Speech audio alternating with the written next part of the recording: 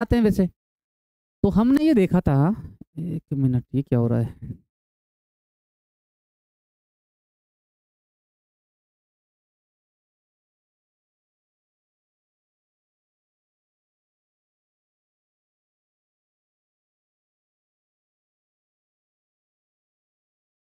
Tuition था अपना, पदार्थ क्या है। तो पदार्थ क्या है इसके बारे में हम बात करें अगर, तो हम यहाँ पे कह सकते हैं कि ऐसा कुछ भी, ठीक है, जो स्थान घेरता है,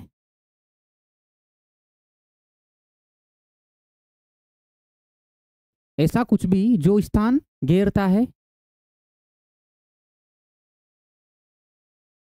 एक मिनट, वो क्या रहा है ये?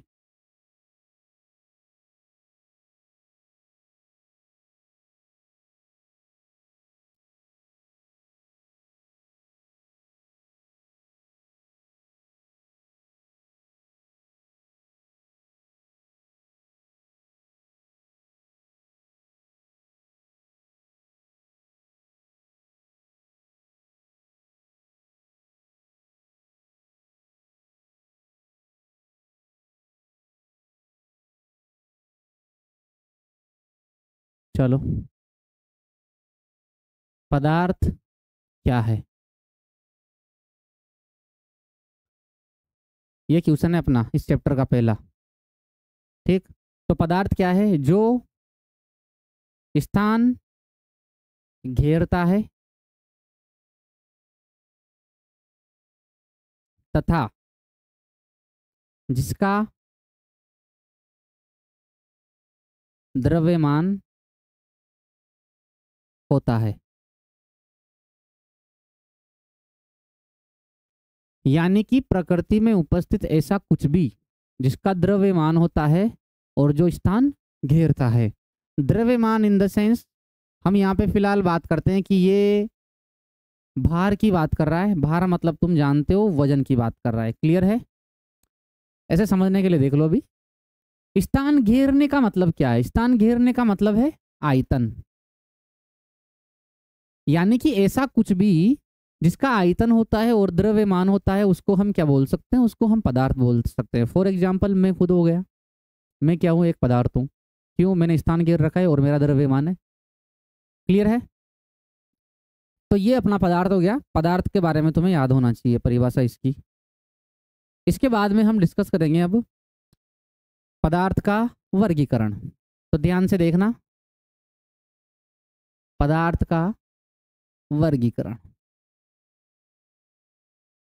क्लियर है? पदार्थ को दो आधार पर वर्गीकृत किया जाता है। कौन कौन सा आधार है? पहला जो आधार है अपना फर्स्ट, वो है भौतिक आधार। और दूसरा जो आधार है अपना, वो है रासायनिक आधार। क्लियर है? भौतिक आधार का मतलब क्या है कि पदार्थों को उनकी भौतिक अवस्था के आधार पर वर्गीकृत किया जाता है। अब भौतिक अवस्थाएं तुमने पढ़ी है, कौन कौन सी होती है? ठोस होती है, द्रव होती है और गैस होती है। तो भौतिक आधार पर पदार्थ कितने प्रकार के हो गए अपने पास में? 3 प्रकार के हो गए। कौन कौन से हो गया? ठोस हो गया, ठीक है, चलो मैं ऐसे लिख देता हूं।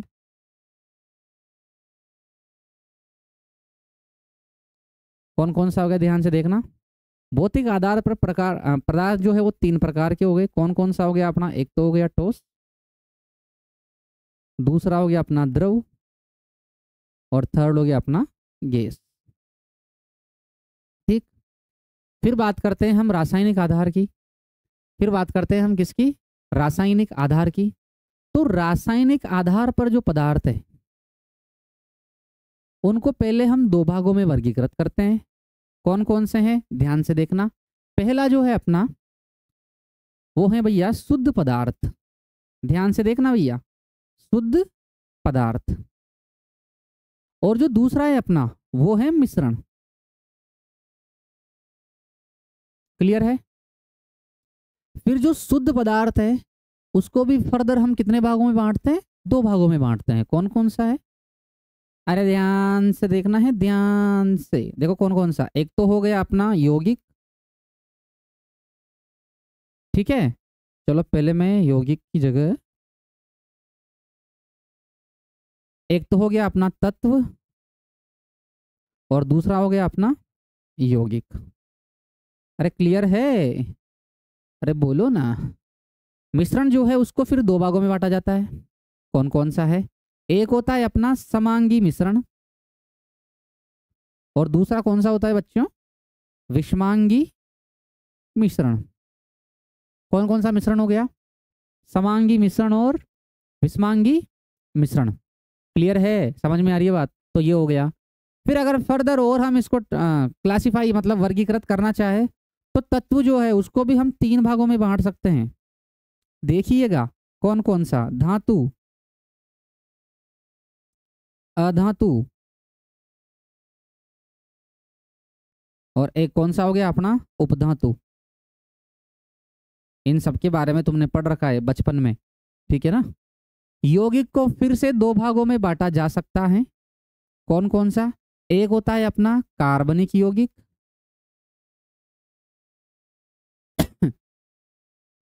और दूसरा होता है अपना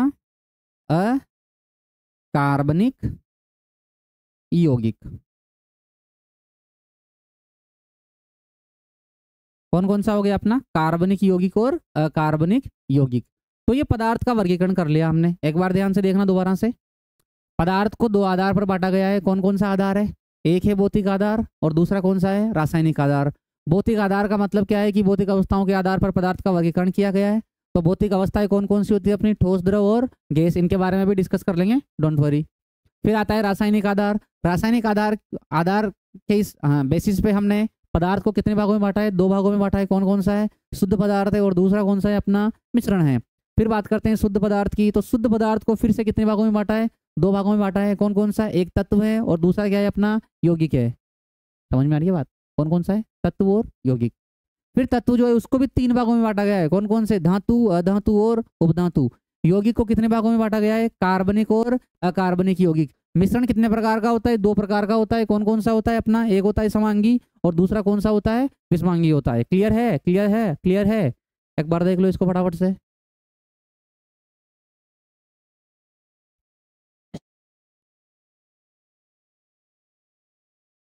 चलो आगे बढ़ते हैं। नेक्स्ट, चलो अब बात करेंगे हम डिटेल में थोड़ा सा। तो फर्स्ट क्या था अपना? भौतिक आधार पर वर्गीकरण। ध्यान से देखते जाना भैया, थोड़ी सी मेरी स्पीड रहेगी, है ना। तो भौतिक आधार पर वर्गीकरण। भौतिक आधार पर कितने प्रकार का होता है अपना? 3 प्रकार का होता है। तो पहला जो है अपना वो कौन सा है भैया? ठोस। अब अगर मैं ठोस के बारे में बात करूं, ठोस का मतलब जानते हो ना तुम? सॉलिड, ठीक है। अगर मैं ठोस के बारे में बात करूं तो इसके गुणधर्म तुम्हें पता है, पर फिर भी एक बार हम इनको देख लेते हैं। तो ध्यान से देखना। सबसे पहले इनके कण अत्यधिक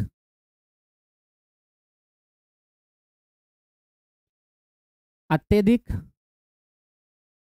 पास पास होते हैं।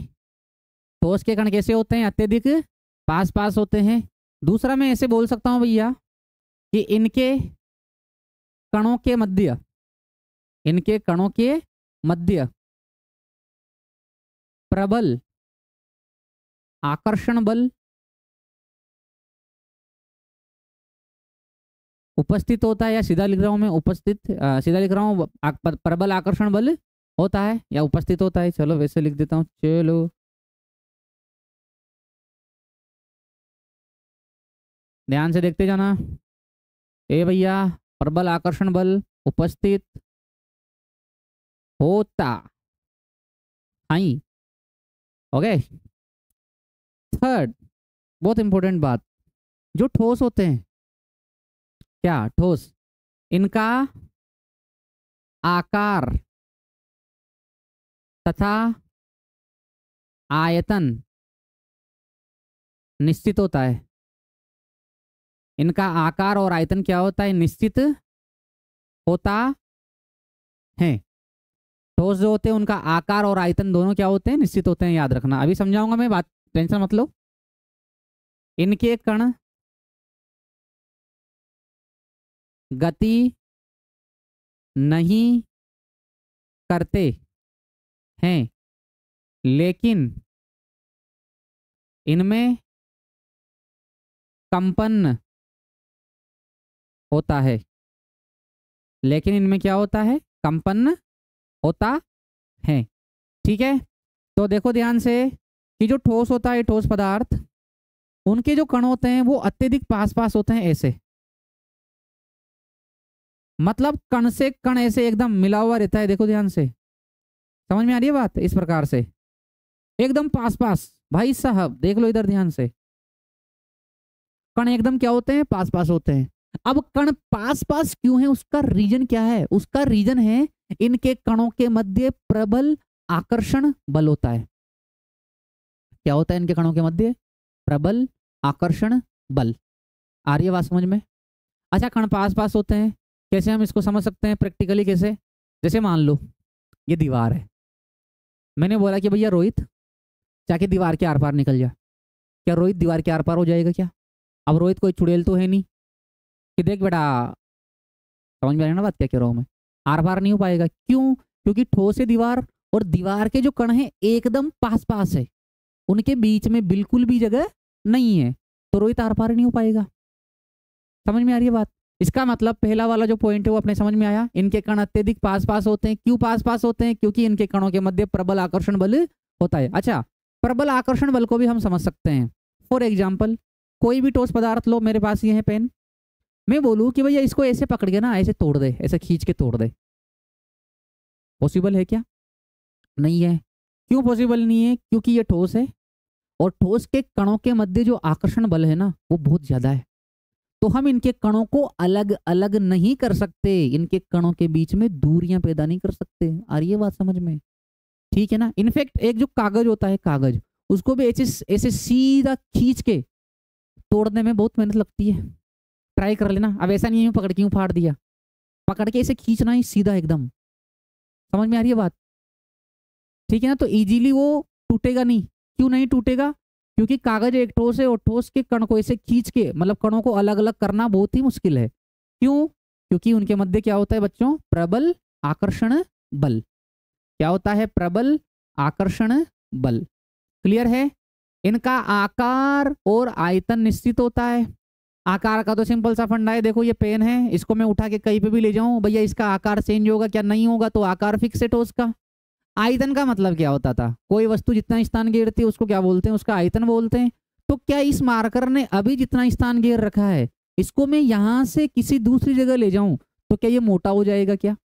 क्या ये पतला हो जाएगा क्या? नहीं होगा। इसका मतलब स्थान भी ऐसा कैसा इतना ही स्थान घेरेगा। इसका मतलब क्या है कि भैया ठोस का आयतन और आकार दोनों क्या होते हैं, निश्चित होते हैं। इनके कण गति नहीं कर सकते, बिल्कुल नहीं कर सकते। ये बोर्ड है, यहां से कोई कण उठ के इधर आ जाएगा क्या? नहीं आएगा। क्यों? क्योंकि भैया ठोस है और ठोस के कण गति नहीं कर सकते। क्लियर है? चलो, लेकिन इनमें कंपन होता है। क्या होता है इनमें? कंपन होता है। देखो कैसे, जैसे मेरे पास कोई भी ठोस पदार्थ है, मैंने उसको पीटा, मतलब ऐसे, ठीक है, इस टाइप से, तो आवाज आएगी। आवाज किसकी वजह से आ रही है? क्योंकि ठोस के जो कण हैं उनमें क्या हो रहा है, कंपन हो रहा है। समझ में आ रही है बात? और एक प्यारा सा उदाहरण देता हूं, देखो ध्यान से। कभी कान पे पड़ी है ऐसे जोर से, घर वालों के हाथ की, किसी के भी हाथ की गलती से, तो बहुत देर तक कान पे से तुन्न की आवाज आती रहती है। कैसे आवाज आती है? तुन्न की। तो कोई ऐसे झुंझुना थोड़ी बजा रहा है लेके, कहाँ से आ रही है वो आवाज? क्योंकि कान के अंदर जो अपना पर्दा है जिसको बोलते हैं एयर ड्रम, उसमें क्या हो रहा है, कंपन हो रहा है। उस कंपन की वजह से आवाज क्या हो रही है, जनरेट हो रही है, बन रही है, वही अपने को सुनाई दे रही है। आ रही है बात समझ में? तो भैया ठोस के जो कण हैं वो गति नहीं कर सकते, लेकिन इनके बीच में क्या, इनके अंदर क्या हो सकता है, कंपन हो सकता है। तो ये ठोस के सारे गुणधर्म हो गए। देख लो एक बार ढंग से।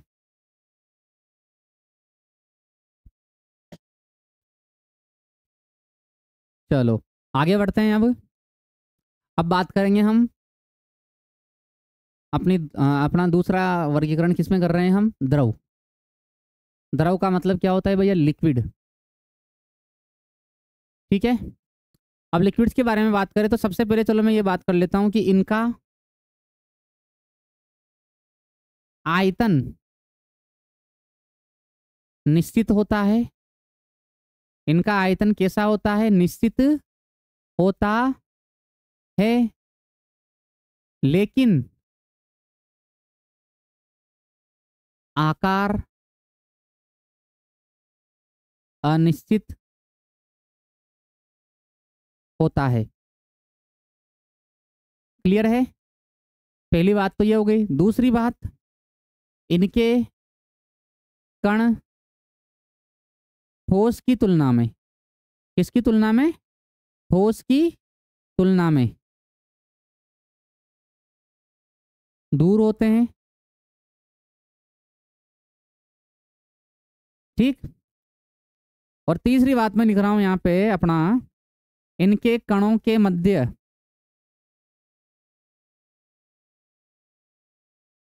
ठोस की तुलना में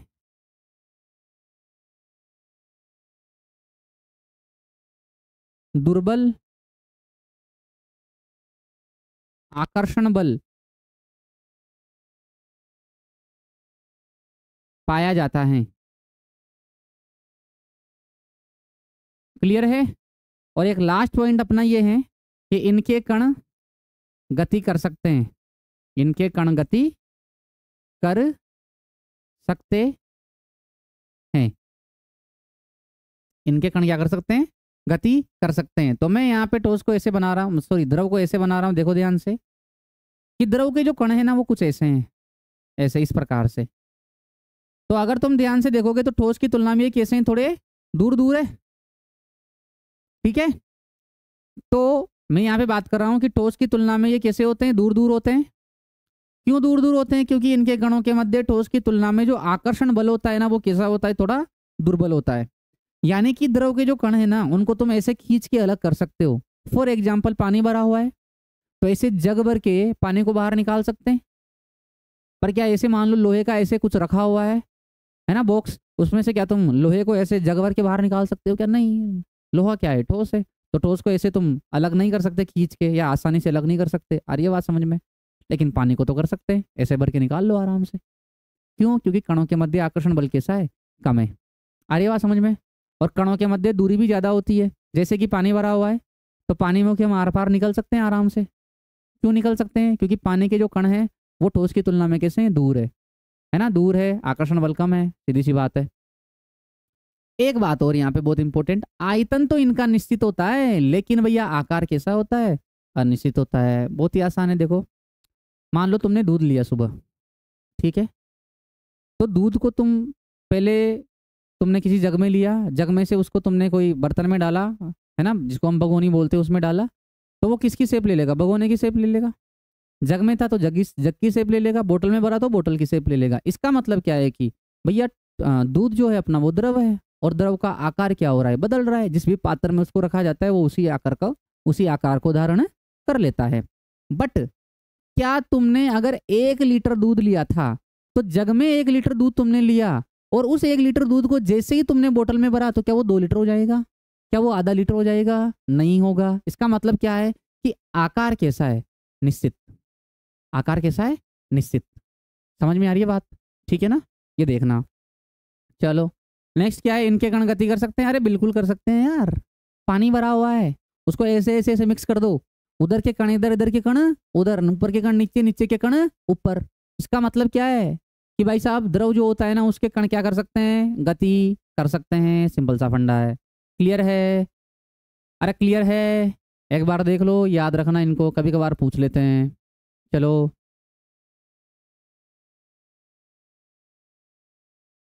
आगे बात करते हैं। कौन बच गया अपना अब? थर्ड।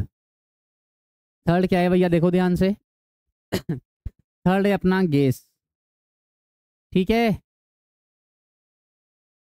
ओहो, गैस के बारे में बात कर लेते हैं। तो मैं यहाँ पे फटाफट से पॉइंट लिख देता हूँ पहले इसके। तो इनका आकार व आयतन अनिश्चित होता है। तो पहला तो ये हो गया, इनका आकार व आयतन कैसा होता है, अनिश्चित होता है। सेकंड पॉइंट है अपना, इनके कण अत्यधिक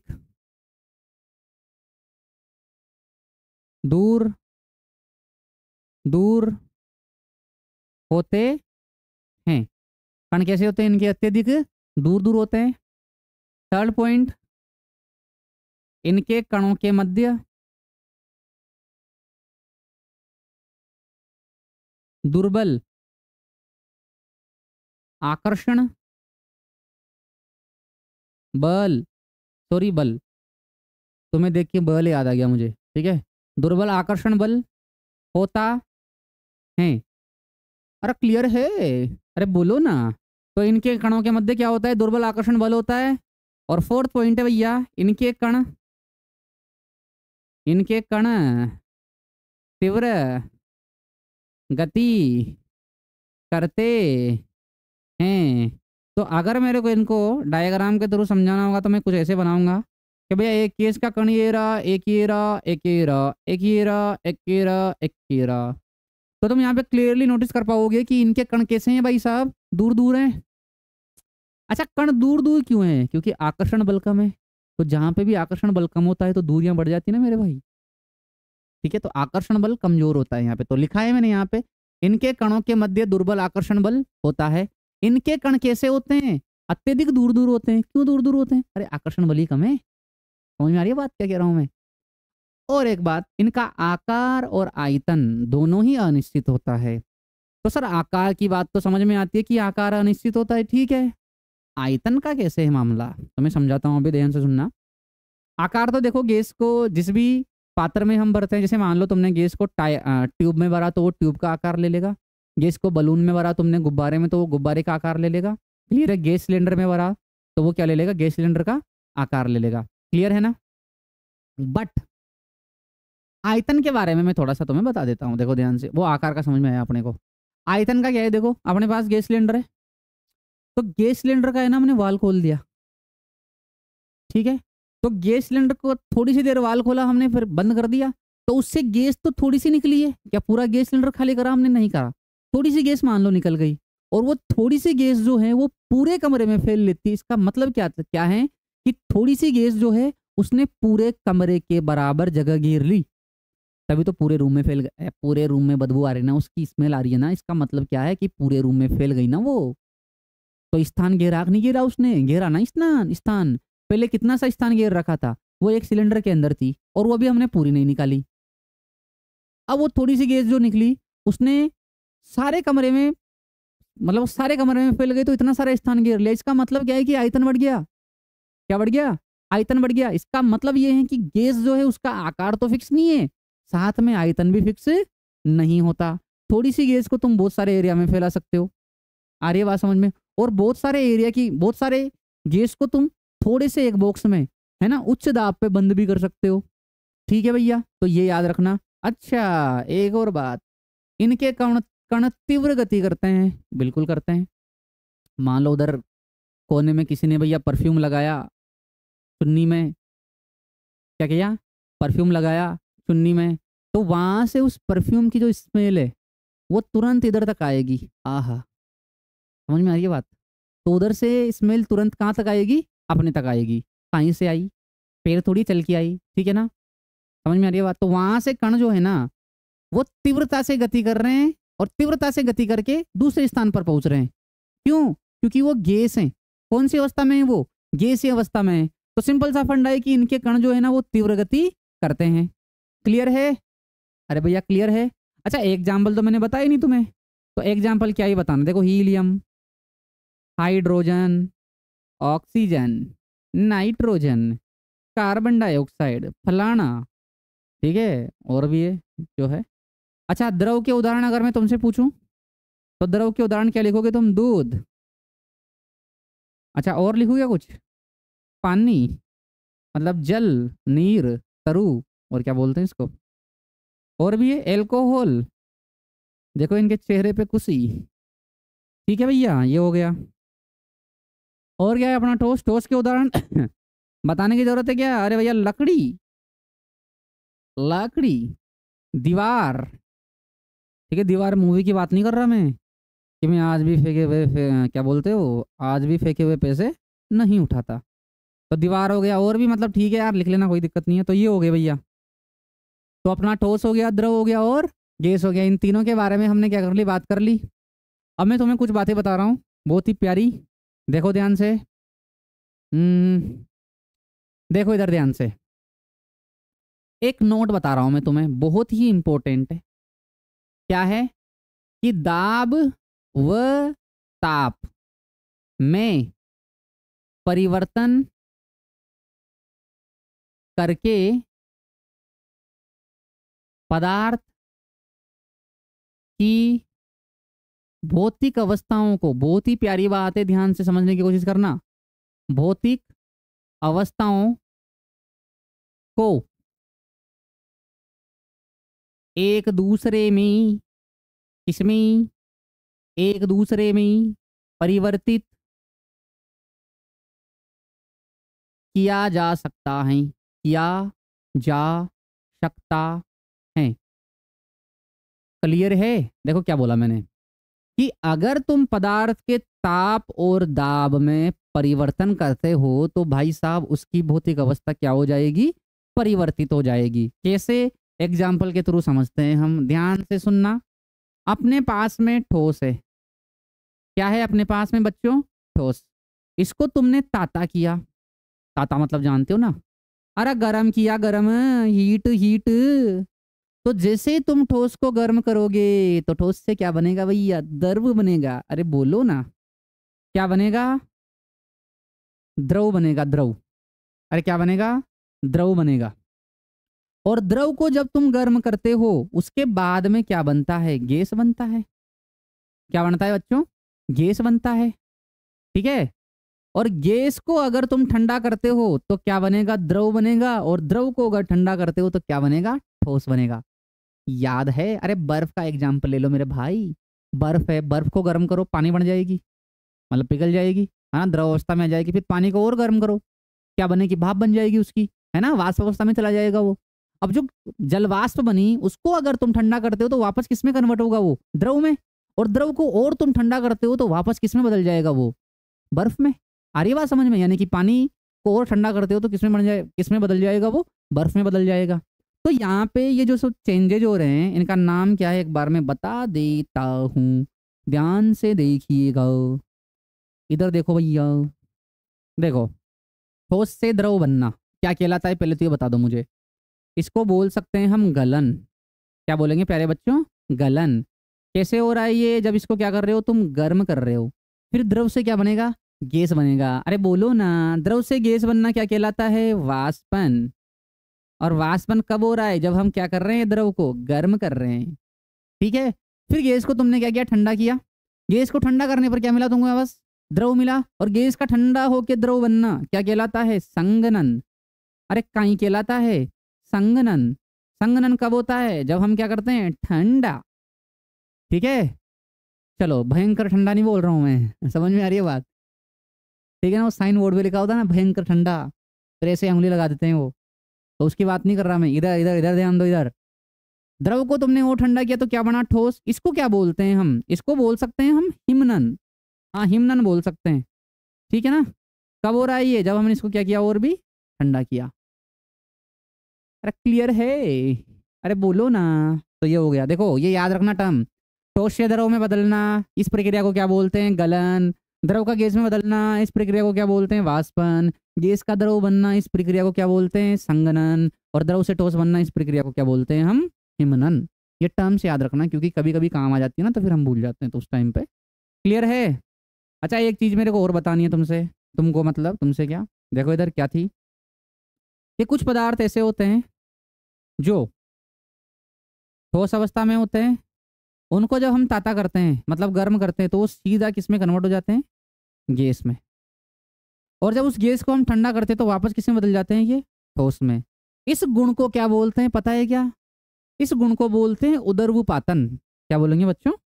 उदर्वपातन। यानी कि मेरे भाई, मेरे मित्र, मेरे सखा, ठोस का सीधा गैस में परिवर्तित होना काई कहलाता है? उदर्वपातन। कब होता है ये? जब तुम इसको क्या करते हो? गर्म। गैस को ठंडा करोगे तो ठोस बनेगा, इसको बोलते हैं, देखो शायद अवक्षेपण बोलते हैं इसको। ठीक है, क्या बोलते हैं? अवक्षेपण। कब होता है ये? जब इसको क्या करते हो तुम? ठंडा। अब ये टर्म जो है अवक्षेपण, अगर ये तुम्हें याद रहे नहीं रहे, मेरे को भी वैसे ढंग से इसका एकदम एग्जैक्ट इसको अवक्षेपण बोलते नहीं बोलते। इंग्लिश में इसको याद रख लेना तुम, डिपोजिशन बोलते हैं इसको। क्या बोलते हैं? डिपोजिशन। क्या बोलते हैं? डिपोजिशन। अच्छा, उदरोपातन को क्या बोलते हैं? टर्म अंग्रेजी वाली भी याद रखा करो, सब्लिमेशन। क्या बोलते हैं इसको जब बच्चों? सब्लिमेशन। क्लियर है ना? तो ठोस का गैस में बदलना सीधा क्या कहलाता है? उदरोपातन। क्लियर है? और गैस से वापस ठंडा होकर ठोस बनता है डायरेक्ट, तो उसको क्या बोलते हैं? अवक्षेपण। इसमें ये वाली टर्म मिसिंग है, देखो ध्यान से। क्लियर है ना? याद रखना। अच्छा, उदरोपातन करने वाले कुछ उदाहरण तुम मुझे बता सकते हो क्या? तो उदाहरण मैं बता देता हूँ तुम्हें, जैसे कपूर। भाई साहब, मैं उस कपूर की बात नहीं कर रहा, हाँ वही जो तुम सोच रहे हो, कपूर। कौन से कपूर की बात कर रहा हूँ मैं? वही जो बाबाओं के लगाते ना, व्हाइट कलर की आती है ऐसी छोटी सी। ठीक है, समझ में आ रही है बात? तो वो कपूर की बात कर रहा हूँ मैं। इसको जब जलाते हैं तो ये सीधा किस में कन्वर्ट हो जाता है? गैस में कन्वर्ट हो जाता है। ठीक है ना? तो ये हो गए अपना भैया नोट, मैंने बता दिया तुम्हें कि दाब और ताप में। अब यहाँ तो मैं ताप में परिवर्तन कर रहा हूँ, कुछ जगह तुम्हें दाब में भी परिवर्तन करना पड़ता है। ठीक है ना? वो केयर तुम पढ़ोगे आगे, तुम्हारे चैप्टर्स आएंगे तो वहाँ पे कि कुछ गैसेस ऐसी होती है जिनको ठंडा करने पर वो द्रव अवस्था में बदल तो जाती है, लेकिन एक निश्चित दाब के बाद में ही। ठीक है ना? उसकी बात आएगी फिर वो, तो वहाँ पे देख लेंगे, कोई दिक्कत वाली बात नहीं है। ठीक है, चलो भैया इसको देख लो एक बार फटाफट से।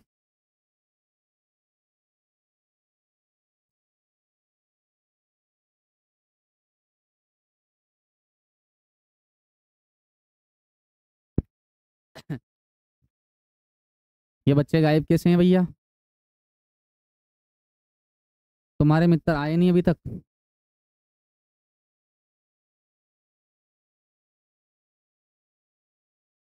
मित्रों को बोलो कि भैया कल टेस्ट है, और कल टेस्ट है तो आना तो पड़ेगा। क्या करना पड़ेगा? आना पड़ेगा। समझ में आ रही है बात?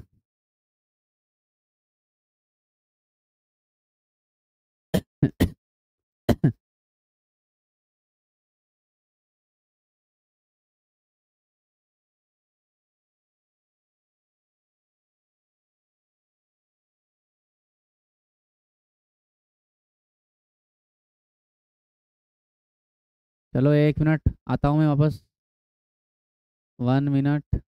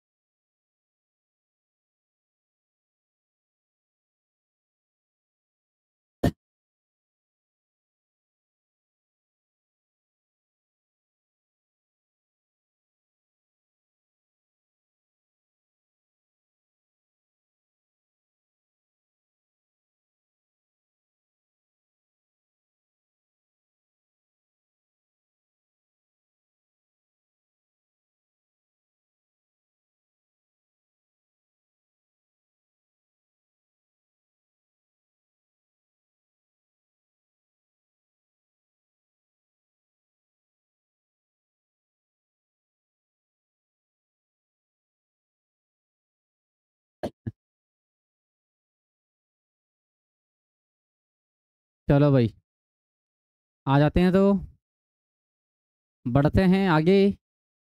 ठीक है, चलो तो यहाँ तक क्लियर है अपना? ठीक, आगे बढ़ते हैं अब, ध्यान से देखना। अब अपना चलेगा रासायनिक वर्गीकरण। क्या चलेगा अपना? रासायनिक वर्गीकरण। क्लियर है? तो रासायनिक वर्गीकरण अगर हम कर रहे हैं तो सबसे पहले हम किसके बारे में बात करेंगे? शुद्ध पदार्थ के बारे में बात करेंगे। तो सबसे पहले हम बच्चों यहाँ पे बात करेंगे शुद्ध पदार्थ, है ना, जिसको हम बोलते हैं प्रेम से प्योर मैटर। ये वो वाला मैटर नहीं है, पहले बता रहा हूँ मैं कि देख भाई, बंदे लोगों को फोन कर दे मैटर हो गया है समझ में आ रही है बात। प्योर मैटर मतलब, मैटर मतलब पदार्थ होता है, याद रखना, ठीक है ना। तो शुद्ध पदार्थ किसको बोलते हैं, सबसे पहले इसके ऊपर डिस्कशन कर लेते हैं। तो भैया शुद्ध पदार्थ, शुद्ध पदार्थ का मतलब होता है वह पदार्थ जिसे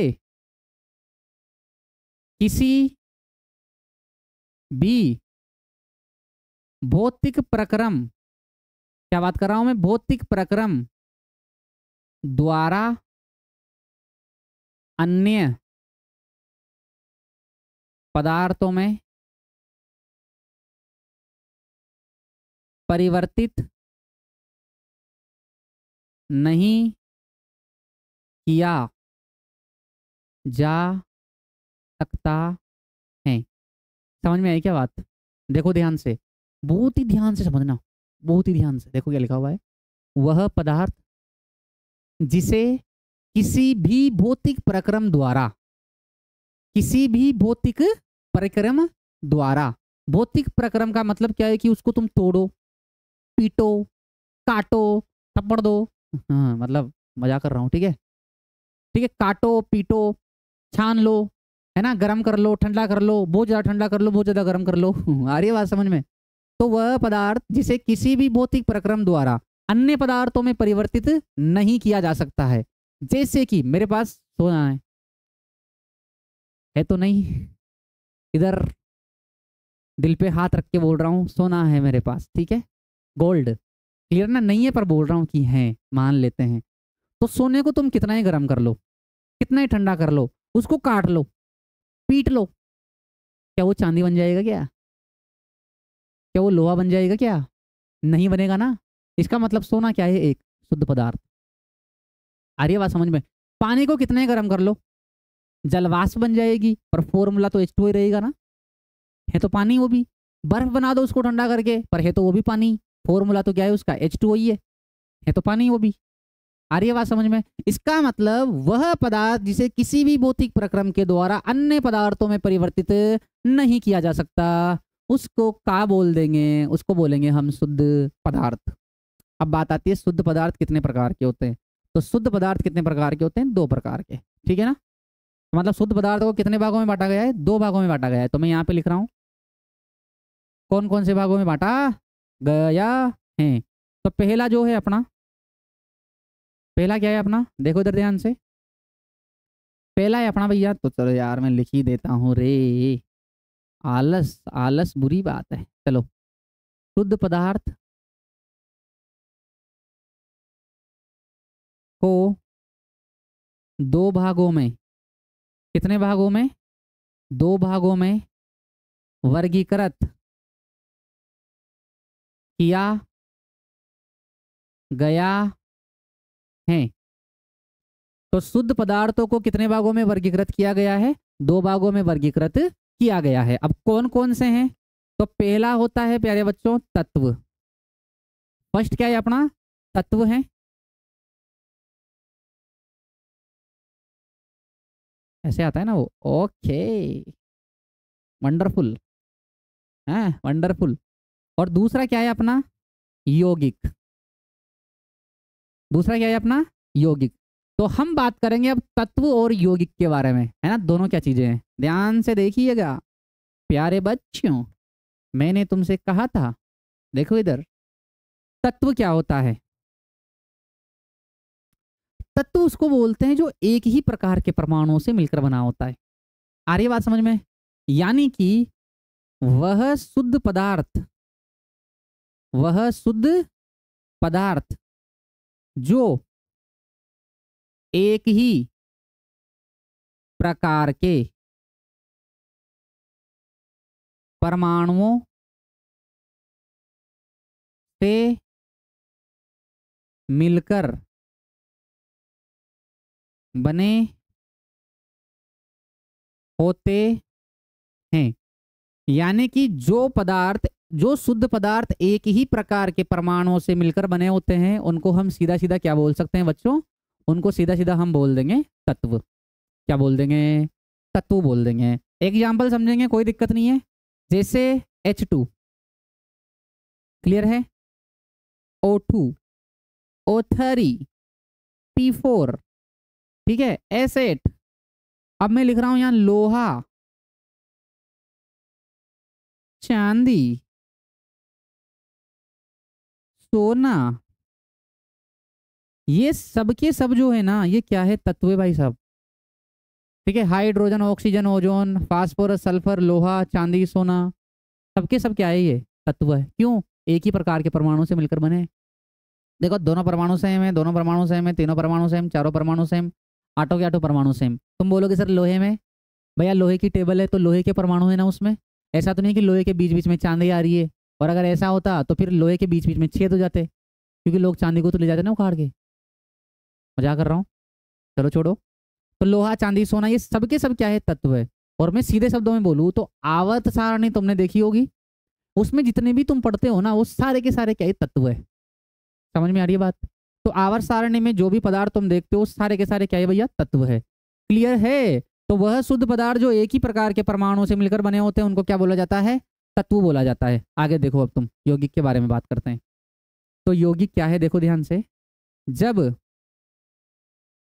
दो या दो से अधिक भिन्न भिन्न परमाणु, दिखाई दे रहा है ना यहां तक? ठीक है। तो जब दो या दो से अधिक भिन्न भिन्न परमाणु रासायनिक, या ऐसा बोल दूं मैं अगर, निश्चित द्रव्यमान के अनुपात में रासायनिक रूप से संयोजित होते हैं, संयोजित होते हैं, तो यौगिक का निर्माण होता है। यौगिक का निर्माण होता है। किसका निर्माण होता है? यौगिक का निर्माण होता है। देखो ध्यान से, जब दो या दो से अधिक भिन्न भिन्न परमाणु, निश्चित या भिन्न भिन्न परमाणु की जगह तुम यहाँ पे ऐसा भी बोल सकते हो कि जब दो या दो से अधिक, क्या बोल सकते हो यहाँ पे कि जब दो या दो से अधिक तत्व, ठीक है ना, भिन्न भिन्न परमाणु की जगह क्या बोल सकते हैं हम? तत्व बोल सकते हैं, कोई दिक्कत नहीं है। तो जब दो या दो से अधिक तत्व निश्चित द्रव्यमान के अनुपात में रासायनिक रूप से संयोजित होते हैं तो किसका निर्माण होता है बच्चों? यौगिक का निर्माण होता है। अरे बोलो ना, किसका निर्माण होता है? यौगिक का। उदाहरण देखना यार, ओ भैया देखो, पानी, जल, ठीक है, कार्बन डाइऑक्साइड, यूरिया, ठीक है। यूरिया का फार्मूला पता है क्या तुम्हें? अरे यूरिया का फार्मूला पता है क्या? यूरिया NH2CO, NH2 मतलब कि NH2CO NH2 यूरिया।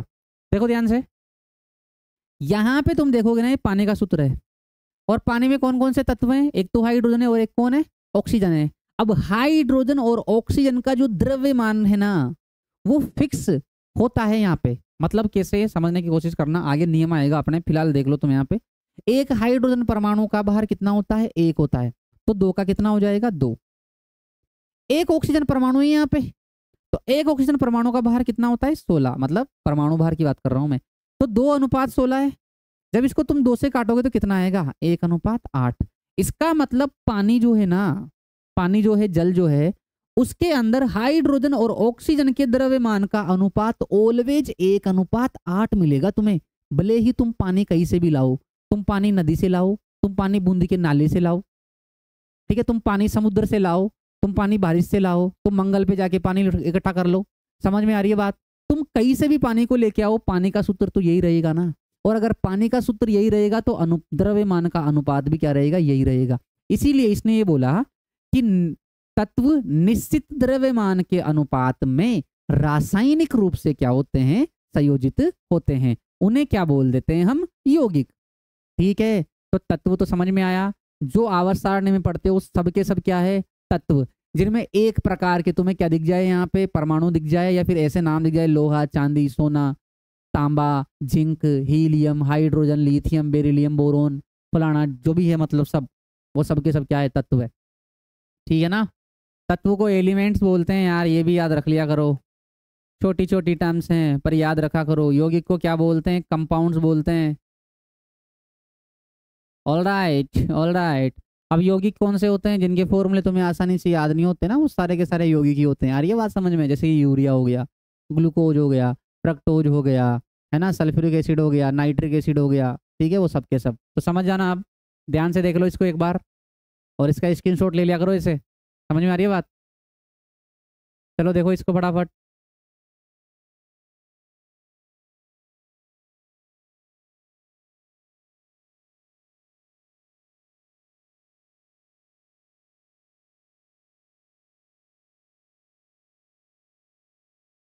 समझ में आ रहा है कि नहीं आ रहा तुम्हारे भैया। हाँ भैया, ओ भैया, समझ में आ रहा है ना मामला सारा। चलो,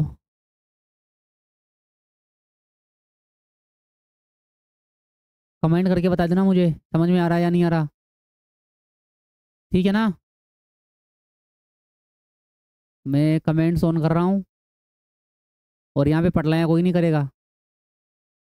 ठीक है, देखिए कमेंट्स ऑन तो है। हाँ, ऑन तो आ रहे हैं कमेंट्स, ऑन ही हैं। ठीक है,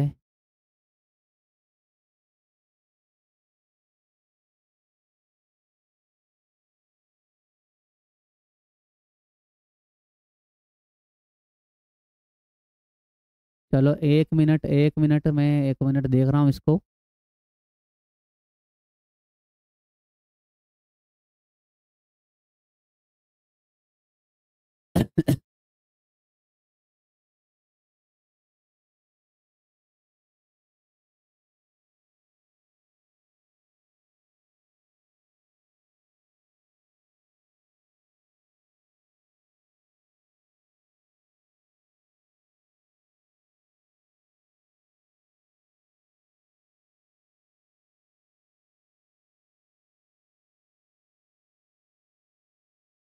कमेंट्स तो ऑन नहीं है तुम्हारे, वाई। मैंने कर तो रखे हैं ऑन। 1 मिनट में फिर से देख रहा हूँ। थोड़ा सा वेट करना, थोड़ा सा, 1 मिनट का बस,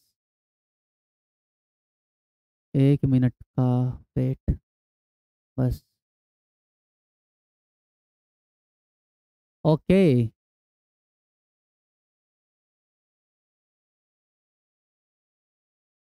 हाँ, अब ठीक है। तो बता देना मुझे सही चल रहा है या नहीं चल रहा, फटाफट से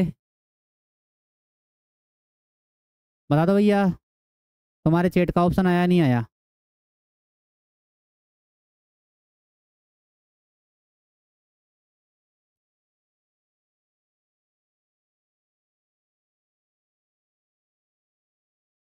चलो देखो, अब ध्यान से इधर आगे बढ़ते हैं थोड़ा सा। ठीक है ना, ध्यान से देखते जाना। सब ओके हैं। ठीक है, चलते हैं आगे। तो ये हो गया अपना शुद्ध पदार्थ। और शुद्ध पदार्थ जो है भैया, उसको हमने कितने भागों में वर्गीकृत किया, 2 भागों में। कौन कौन से में, तत्व में, और दूसरा कौन सा है अपना, यौगिक। तो तत्व क्या होता है अपना, वह शुद्ध पदार्थ जो एक ही प्रकार के परमाणुओं से मिलकर बने होते हैं, उसको क्या बोलते हैं, हम तत्व बोलते हैं। और यौगिक किसको बोलते हैं, कि जब दो या दो से अधिक तत्व, जब दो या दो से अधिक तत्व निश्चित द्रव्यमान के अनुपात में रासायनिक रूप से संयोजित होते हैं, तो यौगिक का निर्माण होता है। जैसे कि H2O, CO2, यूरिया। ठीक है, करेक्ट है और क्लियर है। आगे बढ़ते हैं अब। चलो, अच्छा हाँ, मैंने तुम्हें कुछ ये बताया था कि जो तत्व होता है, तत्व, इसको फिर से हम 3 भागों में बांटते थे। किस किस में बांटते थे, एक तो होता है अपना धातु, दूसरा क्या होता है अपना अधातु, और तीसरा क्या होता था अपना, उपधातु। ठीक है, तो ऐसे इनके बारे में मैं लिख नहीं रहा, एक बार देख लो तुम ऐसे ही। धातु क्या होते हैं, धातु कि भैया जो विद्युत धारा और उष्मा के क्या होते हैं, चालक होते हैं, उनको धातु बोलते हैं, है ना। धातु कैसे होते हैं, चमकदार होते हैं, ठीक है। कैसे होते हैं धातु, चमकदार होते हैं, और ये मेलेबल होते हैं। मेलेबल का मतलब क्या है, मतलब इनको पीट पीट के ना ऐसे पतली चद्दर में ना बदला जा सकता है। समझ में आ रही है बात, ठीक है भाई। चमकदार होते ही हैं, तो ये धातुओं के गुण हैं। और भी गुण है कि धातु को खींच के तार बनाया जा सकता है, क्लियर है ना। तो ये धातु के गुण है। अधातु क्या होती है कि भैया जो विद्युत धारा की और उष्मा की क्या होती है, कुचालक होती है, उसको क्या बोलते हैं हम, अधातु बोलते हैं। अरे क्या बोलते हैं उसको हम, अधातु बोलते हैं, क्लियर है ना। अरे उसको क्या बोलते हैं हम, अधातु बोलते हैं, ठीक है। और अधातु जो होती है वो चमकदार नहीं होती है, कुछ अपवाद है, मैं बता दूंगा अभी, ठीक है। अधातुओं के अंदर पीट पीट के चद्दर नहीं, अधातुओं को पीट पीट कर चद्दर नहीं बनाया जा सकता, ठीक है। जैसे कि तुम्हारे पास क्या है, पत्थर है, मैं इसे समझाने के लिए बता रहा हूँ। पत्थर कार्बन है, कार्बन, कार्बन ऐसे ले लो, तो कोयला है तुम्हारे पास, कोयले को पीटो, क्या चद्दर बनेगी क्या कोयले की, नहीं बनेगी ना, कोयला चूरा हो जाएगा उसका, ठीक है। तो अधातु जो होती है उसको पीट के हम चद्दर नहीं बना सकते, खींच के हम इसका तार नहीं बना सकते। उपधातु जो होती है ना, तो ये बीच में है, धातु और अधातु के बीच में, क्लियर है ना, क्लियर है भैया। तो उपधातु में धातु और अधातु के दोनों के क्या पाए जाते हैं, गुण पाए जाते हैं। जैसे सिलिकॉन का नाम हमने सुना होगा, उसको हम उपधातु बोलते हैं, ठीक है। उपधातु जो होती है वो कम तापमान पे तो उष्मा की कुचालक होती है, लेकिन जब तापमान बढ़ाते हैं हम तो ये उष्मा की सॉरी, कम तापमान पे तो ये विद्युत धारा की क्या होती है, कुचालक होती है, लेकिन जब तापमान बढ़ाते हैं ना तो ये विद्युत धारा की क्या हो जाती है भैया, चालक हो जाती है, ठीक है। अधातु में कुछ अपवाद है, कौन कौन से अपवाद है, जैसे कि ग्रेफाइट ग्रेफाइट ग्रेफाइट जो होता है, ग्रेफाइट ये कार्बन का एक अपरूप है।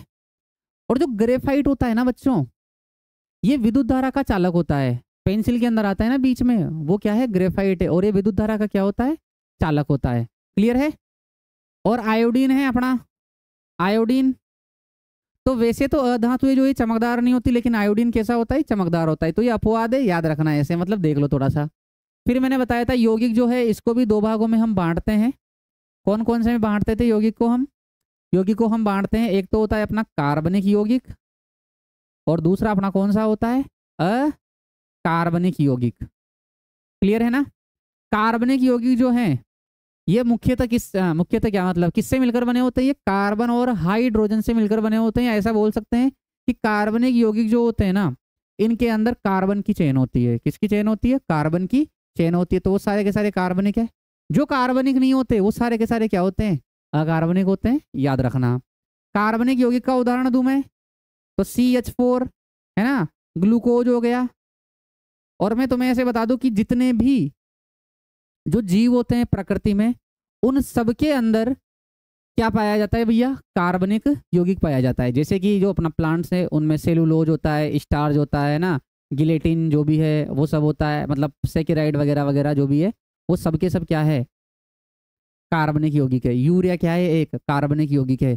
10th में क्लास में तुमने जो 4th चैप्टर पढ़ा था, है ना, 10th क्लास में जो 4th चैप्टर पढ़ा था, उसमें सारे के सारे यौगिक जो भी तुमने पढ़े थे वो सारे के सारे क्या है, कार्बनिक यौगिक। कार्बनिक यौगिक किसके अंदर मिलते हैं, जीवों में। किसमें मिलते हैं, जीवों में, है ना, क्लियर है। अकार्बनिक कौन से हो गए, जैसे कि H2SO4 हो गया, अकार्बनिक यौगिक है। कार्बन डाइऑक्साइड में से मत बोलना सर कार्बन है, तो भैया जनरली कार्बनिक यौगिक जो है उसमें कार्बन भी होता है और हाइड्रोजन भी होता है, याद रखना। CO2 नहीं है कार्बनिक यौगिक, ठीक है। और भी हम लिख सकते हैं जैसे Na2CO3, सोडियम कार्बोनेट, ये भी अकार्बनिक है, ठीक है ना। तो थोड़ा सा ऐसे ध्यान रखना, कोई दिक्कत वाली बात नहीं है, कोई पूछेगा नहीं तुमसे। आगे बढ़ते हैं अब अपने चैप्टर की ओर। तो अपना शुद्ध पदार्थ हो गया, अब हम बात करेंगे मिश्रण की। तो दूसरा जो वर्गीकरण किया था हमने रासायनिक आधार पर वो था बच्चों मिश्रण। मिश्रण जो है इसको बोलते हैं हम मिक्सचर। क्या बोलते हैं, मिक्सचर बोलते हैं, क्लियर है ना। अच्छा सर कल कितने बजे आना है, 1 बजे ही, 1 बजे ही। कौन सी क्लास है भैया, नीट वालों को, JEE वालों को 1 बजे ही आना है, हाँ बिल्कुल 1 बजे आना है। बिल्कुल, ठीक है ना। चलो फटाफट देखते जाओ इधर, बातें नहीं, इधर देखो। अरे लोग गायब हो रहे हैं, कोई दिक्कत नहीं है, इधर देखो तुम ध्यान से। मिश्रण, मिश्रण क्या होता है, देखो ध्यान से। मैं लिख रहा हूं यहाँ पे इसकी परिभाषा कि जब दो या दो से अधिक शुद्ध पदार्थों को, किसको, शुद्ध पदार्थों को किसी भी अनुपात में, किसी भी अनुपात में मिलाया जाता है, मिलाया जाता है, तो किसका निर्माण होता है, मिश्रण का निर्माण होता है। किसका निर्माण होता है बच्चों, मिश्रण का निर्माण होता है। क्लियर है ना। तो जब दो या दो से अधिक शुद्ध पदार्थों को किसी भी अनुपात में मिलाया जाता है तो मिश्रण का निर्माण होता है। फॉर एग्जाम्पल, ध्यान से देखना भाई साहब, जल में चीनी, चीनी मतलब जानते हो ना, चीनी मतलब शुगर, शक्कर, ठीक है। जल में एल्कोहल, क्लियर है, ठीक। दूध में चाय पत्ती, ओ भैया, दूध में क्या, चाय पत्ती। ये सब किसके उदाहरण है, मिश्रण के उदाहरण है, ठीक है। अच्छा, यहां पे एक टर्म आई किसी भी अनुपात में, इसका मतलब क्या है, इसका मतलब ये है, ध्यान से सुनना, कि भैया जैसे मान लो तुमने शिकंजी बनाई, तो शिकंजी में क्या मिलाओगे तुम, चीनी डालोगे, नींबू भी डालोगे, ठीक है ना। चलो नींबू तो डल गया। अब किसी को मीठा ज्यादा पसंद है, किसी को मीठा ज्यादा पसंद है तो हो सकता है एक गिलास में वो 2 चम्मच शक्कर डाल ले। किसी को मीठा कम पसंद है तो वो एक गिलास में 1 चम्मच शक्कर डाल ले। ऐसा कोई फिक्स है क्या कि शिकंजी बनाइए तो एक गिलास के अंदर 1 ही चम्मच शक्कर डलेगी या 2 ही डलेगी, फिक्स नहीं है ना। अपने हिसाब से हम डाल लेंगे। समझ में आ रही है बात। इसका मतलब ये है कि किसी भी अनुपात में तुम यहाँ पे शुद्ध पदार्थों को क्या कर सकते हो, मिला सकते हो। कोई फिक्स नहीं है भैया, अपने हिसाब से कर लेंगे सब। तो जब दो या दो से अधिक शुद्ध पदार्थों को किसी भी अनुपात में मिलाया जाता है तो भैया किसका निर्माण होता है, मिश्रण का निर्माण होता है। अरे किसका निर्माण होता है, मिश्रण का निर्माण होता है। एग्जाम्पल देखो, जल में चीनी, जल में एल्कोहल, दूध में चाय पत्ती, हवा क्या है, एक मिश्रण है। हवा क्या है, एक मिश्रण है। क्यों, बहुत सारी गैसें हैं, ठीक है ना। हवा में धुआं या धुएं के कण या कार्बन के कण, वो भी क्या है, या धूल के कण, वो भी क्या है, एक मिश्रण है। दूध में चाय पत्ती क्या है, मिश्रण है, ठीक है ना। गेहूं में कंकड़ क्या है, मिश्रण है। ये जो धूल है अपने, मिट्टी है, वो भी मिश्रण है, क्योंकि बहुत सारी चीजें मिली हुई है। तो ये सबका सब क्या है, एक मिश्रण है। क्लियर है। आगे देखो अब, मिश्रण जो है वो 2 प्रकार के होते हैं। मिश्रण कितने प्रकार के होते हैं, 2 प्रकार के होते हैं। कौन कौन से होते हैं, एक होता है समांगी मिश्रण और एक होता है विषमांगी मिश्रण। एक होता है समांगी मिश्रण, इज ऑल मेटल मेलेबल, या ऑल मेटल्स आर मेलेबल। बस कुछ मेटल्स होते हैं जो बहुत ज़्यादा हार्ड होते हैं, तो उनको इजीली भैया पीट नहीं सकते, पीट के इजीली उनकी चद्दर नहीं बना सकते तुम। फॉर एग्जाम्पल टंगस्टन हो गया, ठीक है ना, बहुत हार्ड होता है।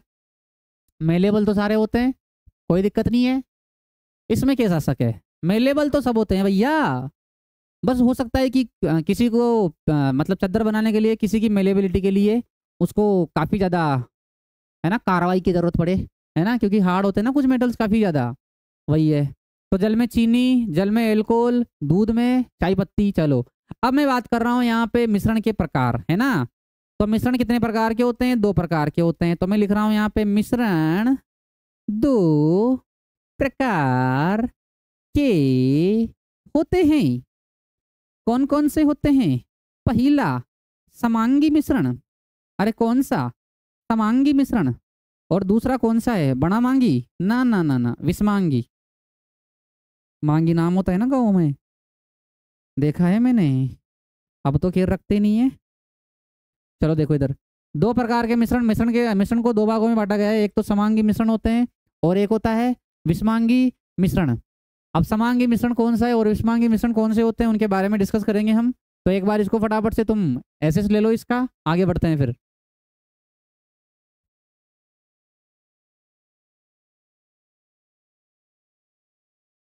चलो देखते हैं आगे, देखना भैया। ओ भैया, भैया, भैया, ओ भैया, ध्यान से देखना।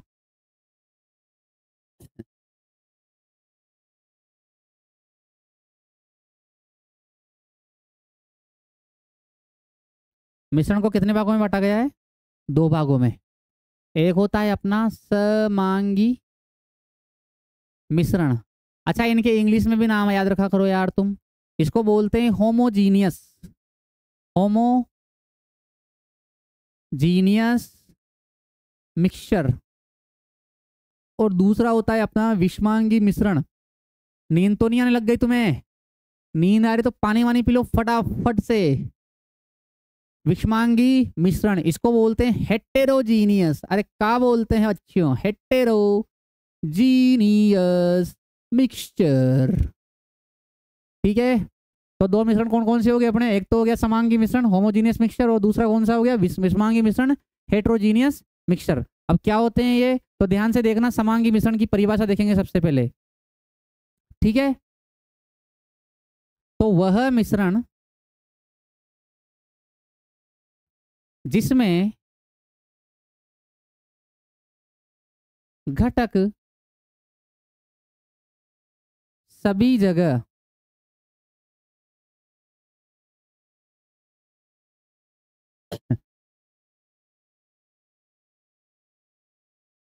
समान संगठन में उपस्थित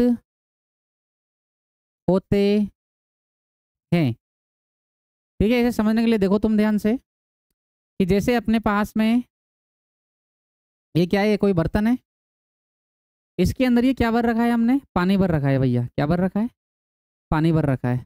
और इस पानी के अंदर हम जो है एक चम्मच लेके क्या डाल रहे हैं? यहाँ से चीनी। क्या डाल रहे हैं? चीनी। तो चीनी हमने पानी में डाली। अब जैसे ही हम चीनी को पानी में डालेंगे तो चीनी जो है पानी में सब जगह घुल जाएगी या नहीं घुल जाएगी? चीनी जो है पानी में सब जगह घुल जाएगी ना। ऐसा तो नहीं है ना कि तुम यहाँ से पानी को पी रहे हो तो मीठा लग रहा है और यहाँ से पानी को पी रहे हो तो तीखा लग रहा है। ऐसा होगा क्या? नहीं होगा। इसका मतलब क्या है कि जो चीनी है वो पानी में सब जगह समान रूप से डिस्ट्रीब्यूट हो गई, सब जगह समान रूप से वितरित हो गई या घुल गई। क्लियर है बात? यानी कि वह मिश्रण जिसमें घटक या मिश्रण के घटक सभी जगह समान संगठन में उपस्थित होते हैं, मतलब उनकी मात्रा जो है ना सभी जगह कैसी होती है? सेम होती है, एक जैसी होती है।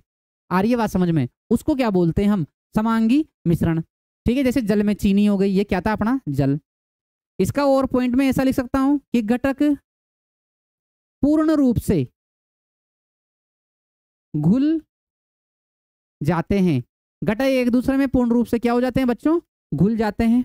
और हम ऐसा भी बोल सकते हैं कि घटकों को अलग अलग नहीं देखा जा सकता। अलग अलग नहीं देखा जा सकता है। मतलब क्या है समझने की कोशिश करना। देखो चीनी पूरी तरह से घुल गई, एक तो ये क्लियर है। और जो घटक है ना उनको अलग अलग नहीं देखा जा सकता। इसका मतलब क्या है कि चीनी घुल गई तो पानी में चीनी घुलने के बाद में तुम्हें दिख रही है क्या चीनी की? देखो भैया वो चीनी जा रही, मतलब शक्कर जा रही, नहीं दिखती ना। क्यों? क्योंकि पूरी तरह से घुल गई। तो चीनी के कण अब अपने को दिखाई नहीं देंगे, ऐसे भी दिखाई नहीं देंगे, या फिर तुम कोई माइक्रोस्कोप के थ्रू देखोगे तो भी दिखाई नहीं देंगे, क्योंकि वो पूरी तरह से क्या हो जाते हैं? घुल जाते हैं। और जैसे गाँव में लेने जाते हैं ना, पहले गुण लेने जाते हैं सबसे पहले, है ना, या फिर दुल्हन जाती है तो फिर उसको दुल्हन के भाई वगैरह आते हैं उसको लेने 1-2 दिन बाद, है ना। तो बियाणियाँ जो होती है, बियाणियाँ वो क्या करती हैं कि ऐसे पानी जो होता है ना उसके अंदर नमक डाल लाती है। तो अब देख के तो पता ही नहीं चलेगा कि नमक है इसके अंदर। क्यों? क्योंकि नमक को पानी में घोलते हैं तो कौन सा मिश्रण बनता है? समांगी मिश्रण। तो उनको आंखों से देख नहीं सकते अलग अलग कि नमक घुल रहा है। जब पानी को पी लेते हैं हम उसके बाद में पता चलता है कि भैया बियाणा ने चोट कर दी। आई बात समझ में? बियाणा ने कहीं कर दी, चोट कर दी। समझ में आई ना बात? यानी कि घटक जो है ना, पदार्थ जो हैं इस मिश्रण के, वो पूरी तरह से एक दूसरे में क्या हो जाते हैं? घुल जाते हैं। और घटकों को हम अलग अलग नहीं देख सकते। घटकों को हम अलग अलग नहीं देख सकते। ठीक है ना भैया? चलो उदाहरण बता दो मुझे, उदाहरण उदाहरण बता दो। हवा, नहीं नहीं नहीं, हवा जो है ना उसको हम समांगी मिश्रण नहीं बोलेंगे बेटा। क्यों नहीं बोलेंगे? क्योंकि हवा के अंदर धूल के कण भी तो है, धुएं के कण भी तो है, कार्बन के पार्टिकल्स भी तो है। इसका मतलब हवा एक समांगी मिश्रण नहीं है। बट हम ऐसा बोल सकते हैं कि जो शुद्ध गैसें हैं ना, मतलब गैसों गैसों का मिश्रण, तो गैसों का जो मिश्रण है उसको क्या बोलोगे तुम? एक समांगी मिश्रण बोलोगे आराम से। ठीक है। जल में एल्कोहल, ठीक, जल में चीनी या जल में नमक, ये सब किस प्रकार के उदाहरण है? एक समांगी मिश्रण के। और भी एक दो चीजें याद रखना। देखो क्या, जैसे कि अगर मैं बात करूं भाई साहब, यहां पे इधर लिख रहा हूं मैं उदाहरण, मिश्र धातुएं, ठीक है ना। मिश्र धातुएं क्या है? एक समांगी मिश्रण है। ये मैंने इतनी बार बताया है और मैं बताता रहता हूं और बताता रहूंगा। 12th वालों को बताया मैंने उनके फर्स्ट चैप्टर में, उसके बाद भी यही मिस्टेक कर रहे हैं कि एक मिश्रण नहीं, मतलब ये मिश्र धातुओं को वो एक समांगी मिश्रण नहीं बता रहे। आ रही है बात समझ में? तो ये क्या है? एक समांगी मिश्रण है। क्या है? एक समांगी मिश्रण है। मिश्र धातु, मिश्र धातु जानते हो ना तुम? अलॉय का नाम तो सुना होगा, अलॉय व्हील का नाम तो सुना होगा, है ना। अलॉय का नाम सुनते अलॉय व्हील याद आता है ना। तो वो जो अलॉय है ना, अलॉय, वो क्या है? एक मिश्र धातु है। यानी कि जब दो या दो से अधिक धातुओं का समांगी मिश्रण बनाया जाता है तो किसका निर्माण होता है? मिश्र धातुओं का निर्माण होता है। तो भैया वो धातुओं का समांगी मिश्रण ही है मिश्र धातु है। इसका मतलब मिश्र धातु किसका उदाहरण है? एक समांगी मिश्रण का। अब बात करेंगे हम किसके बारे में? विषमांगी मिश्रण के बारे में। तो ध्यान से देखना, इसका परिभाषा लिख रहा हूं मैं, है ना। मिश्रण में घटकों का संगठन एक समान नहीं होता है, एक समान नहीं होता है। एग्जाम्पल के थ्रू समझेंगे। अरे एग्जाम्पल के थ्रू समझेंगे, नींद मत लाओ, नींद मत लाओ, बस 5-7 मिनट की बात हो रही है, ठीक है ना। 5-7 मिनट की बात हो रही है। देखो इधर, देखो मिश्रण में घटकों का संगठन एक समान नहीं होता। देखो ध्यान से, ये पानी है। अरे क्या है? पानी है। जल, जल ही जीवन है, जल है तो कल है। और इसके अंदर तुमने क्या पटक दी? रेत। अब मुझे एक बात बताओ, तुम जब पानी में रेत को पटकोगे तो रेत घुल जाएगी? अरे बोलो ना, क्या रेत घुल जाएगी? नहीं घुलेगी। रेत पहले थोड़ी बहुत कण ऊपर रहेंगे और थोड़े टाइम बाद रेत यहाँ पे जाके क्या हो जाएगी? पेंदे में जाके बैठ जाएगी, ऐसे ऐसे इकट्ठी हो जाएगी। भाई साहब, ओ भैया इधर देख ले ध्यान से, बेटा आयुष इधर देख ले, ये ऐसे है ना, इकट्ठी हो जाएगी। इसका मतलब क्या है? इधर तो रेत है ही नहीं, इधर रेत है। इसका मतलब यहाँ पे जो संगठन है ना वो एक समान नहीं है। इधर रेत नहीं है, इधर रेत है। तो क्या रेत सब जगह एक जैसी है? नहीं है। सब जगह एक रेत जो है एक समान रूप से वितरित नहीं है। तो इसको क्या बोलोगे तुम? विषमांगी मिश्रण बोलोगे भाई साहब। अरे क्या बोल दोगे इसको? विषमांगी मिश्रण बोल दोगे। क्लियर है? और उदाहरण बता दो मुझे तुम विषमांगी मिश्रण के। जैसे गेहूं में कंकड़, है ना, गेहूं में कंकड़, दूध में चाय पत्ती। अरे दूध में कौन सी पत्ती? चाय पत्ती। हवा, हवा एक विषमांगी मिश्रण है, याद रखना। अच्छा एक बात बताऊं मैं तुम्हें, दूध खुद एक विषमांगी मिश्रण है, ठीक है ना। वैसे तुम्हारे नहीं है, चैप्टर हटा दिया, 12th में आता था पहले कोलाइडी विलियन करके, तो उसमें तो दूध एक विषमांगी मिश्रण है, ऐसा थोड़ा सा बस ध्यान रखना, ठीक है। तो ये हो गया। अच्छा एक बात और मैं ऐसा बोल सकता हूँ यहाँ पे विषमांगी मिश्रण के लिए, क्या कि घटक घुलते नहीं है। तो घटक एक दूसरे में पूर्ण रूप से घुलते नहीं है यहाँ पे, है ना। और घटकों को अलग अलग, ओ भैया कैसे अलग अलग देखा जा सकता है, अलग अलग देखा जा सकता है। देखो यहाँ पे रेत को अलग अलग देख पा रहे हो कि नहीं देख पा रहे हो? देख पा रहे हो। इसका मतलब क्या है कि भैया ये विषमांगी मिश्रण है। क्यों?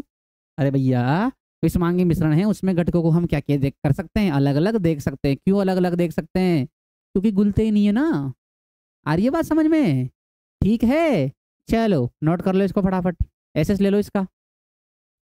हाँ भाई क्या बोल रहा है राजेंद्र सैनी? सर नींद नहीं आ रही है। ठीक है, नींद नहीं आ रही है। I am Omendra. अच्छा ओमेंद्रा, ओके ओमेंद्रा। हाँ सर धूल के कणों में, भैया धूल के कणों में नहीं, धूल के कण होते हैं हवा के अंदर, ठीक है ना। शॉर्ट किंग, गालूगाज, क्या है भैया गालूगाज? नहीं, नींद नहीं आ रही। और कल टेस्ट हैं, हाँ कल टेस्ट हैं, हाँ और कल टेस्ट हैं, ओके टेस्ट हैं, बिल्कुल टेस्ट हैं। सर पानी में तेल कौन सा मिश्रण है? भैया पानी में तेल, पानी में तेल, पानी में तेल कौन सा मिश्रण है? विषमांगी मिश्रण, क्योंकि पानी और तेल एक दूसरे में घुलते नहीं हैं। सर 10 बजे तक पढ़ाओ, ठीक है भैया, हाँ 10-15 मिनट और है, बस पढ़ाएंगे 10 बजे तक पढ़ाएंगे बेटा, 10 बजे तक पढ़ाएंगे। क्लियर है ना? यहाँ तक क्लियर है? चलो आगे बढ़ते हैं, अब ध्यान से देखो कुछ बातें अब मैं तुम्हें बताने जा रहा हूँ, बहुत ही प्यारी प्यारी। इसका एसेस ले लिया तुमने, अब लास्ट कर मैं द एंड कर रहा हूँ भैया इसका, है ना, काफ़ी टाइम हो गया क्योंकि ठीक है, ज़्यादा लंबी स्ट्रीम नहीं करेंगे। एक चीज़ बहुत ही प्यारी मैं नोट डाल के तुम्हें बता रहा हूँ, क्या कि भौतिक विधियाँ जैसे बीनना, क्या बोला मैंने? बीनना, छान कर, उदरपातन, ठीक है, भौतिक विधियां जैसे बीनना, छान कर, उदरपातन, और क्या होता है अपना वो क्या बोलते हैं उसको, संगनन, अरे संगनन नहीं रे, डिस्टिलेशन होता है ना, डिस्टिलेशन, आसवन, आसवन, आसवन है ना, आसवन आदि द्वारा मिश्रण के घटकों को अलग अलग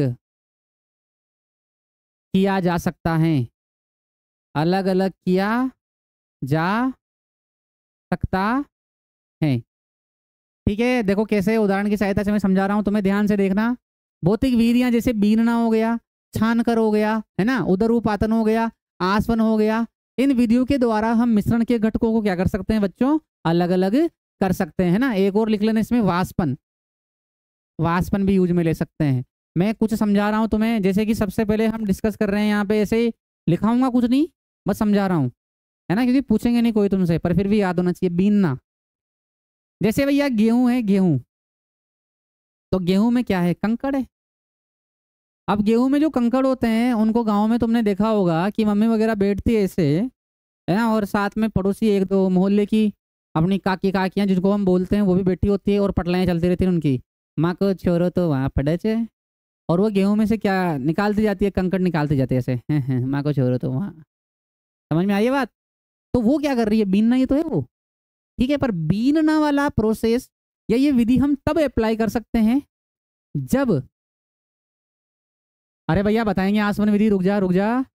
बीनना, बीनना विधि तभी तुम यूज में ले सकते हो जब एक तो विषमांगी मिश्रण हो, ठीक है, और मिश्रण के जो कण है ना वो थोड़े बड़े हो। आ रही है बात समझ में? क्योंकि अगर मिश्रण विषमांगी नहीं है तो तुम घटकों को अलग अलग देख ही नहीं पा रहे, और घटकों को अगर तुम अलग अलग देख नहीं पा रहे हो तो कहीं फूल नामा अलग करेगा भगवान है? कैसे अलग करोगे उनको? आ रही है बात समझ में? इसका मतलब गेहूं में कंकड़ दिखते हैं आसानी से, तो गेहूं है ऐसे, ये गेहूं है ना, और इनमें क्या पड़े हुए हैं? ये कंकड़ पड़े हुए हैं, तो कंकड़ को हम ऐसे बीन बीन कर क्या करते हैं? अलग करते हैं। तो ये हो गई बीनना, मिश्रण को तुमने अलग किया भैया यहाँ पे, है ना, मिश्रण के घटकों को अलग कर लिया। दूसरा क्या है अपना? छान कर, छान कर वाली विधि भी तभी प्रयोग में ली जाती है तब अपना मिश्रण कैसा हो बच्चों? विषमांगी हो। कैसा मिश्रण हो अपना? विषमांगी हो। अरे कैसा मिश्रण हो अपना?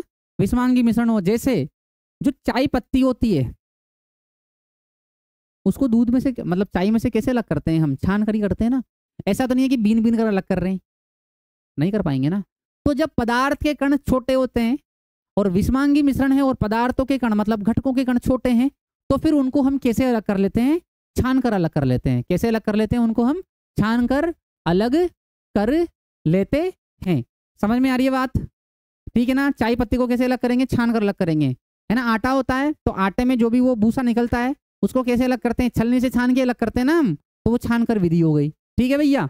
तीसरा वाला देखो तुम, उदरवपातन। उदरवपातन, तो अभी मैंने थोड़ी सी देर पहले तुम्हें ये बताया था उदरपातन के बारे में कि भैया जो ठोस होता है, कुछ कुछ ठोस होते हैं, उनको जब ताता करते हैं तो सीधे किस में बदल जाते हैं, गैस में, और ठंडे होके वापस किस में बदल जाते हैं, ठोस में। तो गर्म करने पर गैस में बदल जाते हैं, ठंडा होने पर किस में बदल जाते हैं, वापस से ठोस में बदल जाते हैं। इस गुण को क्या बोलते हैं हम, उदरवपातन बोलते हैं।